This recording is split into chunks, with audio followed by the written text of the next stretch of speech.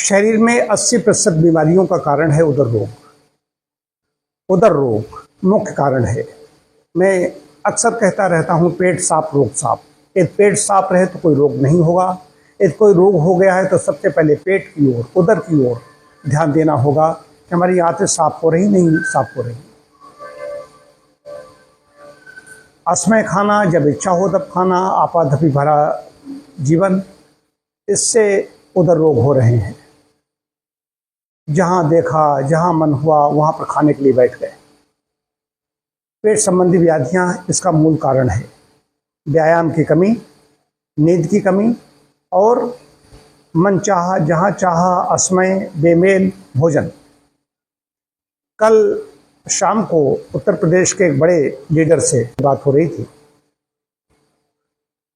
उन्होंने लखनऊ से मुझसे बात की इसी को लेकर के। एक बड़े इंस्टीट्यूट में गए और उसके बाद में भी बात हो रही कि हमसे बात की जाए।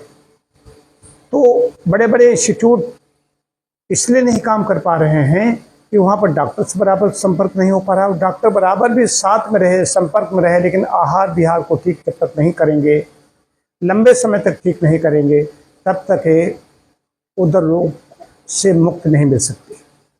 आहार विहार प्रारंभ से ही हमें ठीक रखना चाहिए, लेकिन हम ऐसे परिवेश में रह रहे हैं, समय असमय, देर रात में शादी, वैवाहिक ऐसे कार्यक्रम, मांगलिक कार्यक्रम, इनमें सब में कहीं पर भी जाते हैं तो व्यक्ति लोकरीत है, समाज में रहता है, किसी का आग्रह होता है वहाँ पर खाता, जो भी कुछ होगा वो ग्रहण करेगा।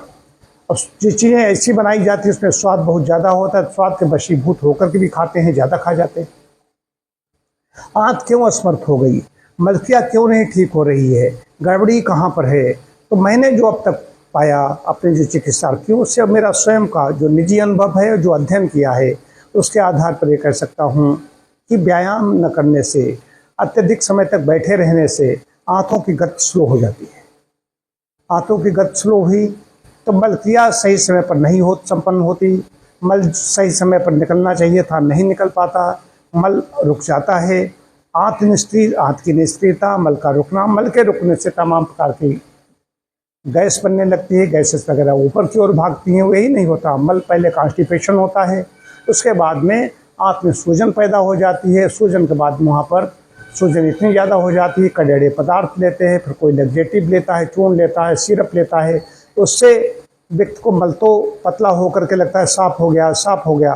कल भी परसों मेरे पास से केस आया, वो लगातार ये खाता रहा, चूर्ण भी, कोई लग्जेटिव सिरप, पाउडर, ये भी नहीं काम कर रहे थे, तो हमारे पास आया।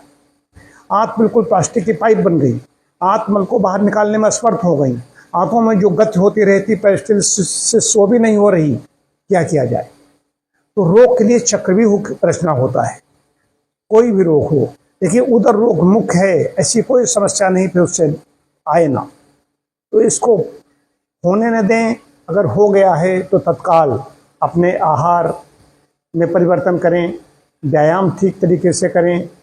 यदि इससे भी लाभ नहीं हो रहा है तो ऐसे जो सेंटर हैं वहाँ पर ये नहीं करा मेरे यहाँ आइए, मेरे यहाँ तो वैसे भी केस पर्याप्त हैं, आप इसी से ठीक हो जाएं, समस्या ही आपको न हो। लेकिन पहले आप जब चौका चेतना की बात करते हैं तब तो आप समझते नहीं हो, जब देर हो जाती तब समझते हैं लोग, और सबका यही हाल है।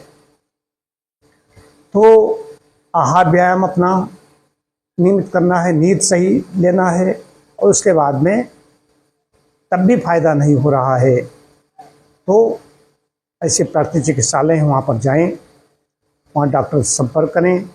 आपकी क्या डाइट होगी तो डाइट चार्ट पर आके देखा, और संशोधन इसमें करेगा, संशोधन इसमें कारगर होगा। जो अंदर है संचित उसको बाहर निकालना, नया बने ना, ऐसी व्यवस्था करना, और साथ साथ में आंत को सक्रिय करना जिससे आंत मल को बाहर निकाल सके। इतनी सी बात है।